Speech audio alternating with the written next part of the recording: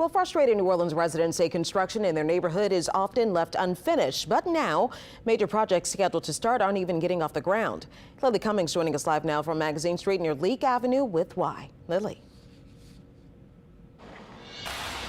These road closed signs were supposed to be out on Magazine Street, blocking it off between Leek Avenue and West Drive this morning. But as you can see, they're still here on this sidewalk and the road remains open. This is just one of two major construction projects that were postponed just this week.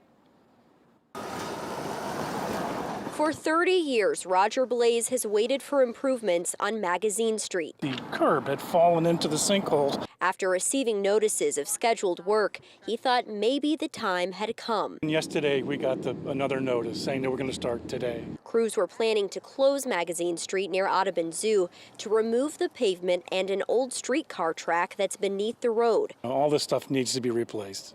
It's painful, but it's got to be done. Shortly before 9 a.m., the city of New Orleans sent a notice that the work has been postponed until next week. We parked on the levee just anticipating, I think everybody on the block anticipated it, and nothing happened. Nothing happened on another project earlier this week, where crews were supposed to shut down South Carrollton between Fig Street and Earhart Boulevard.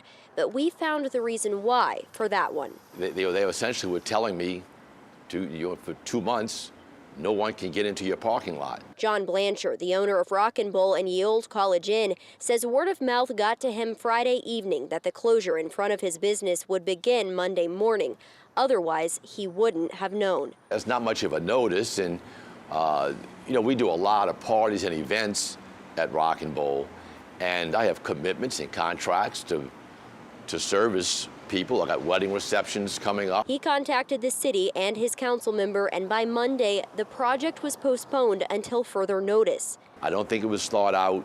I think whoever, finally decided to take a look at the situation realized it couldn't work. Blancher says closing all 3 lanes of Carrollton would have forced traffic to neighborhood streets that are impassable.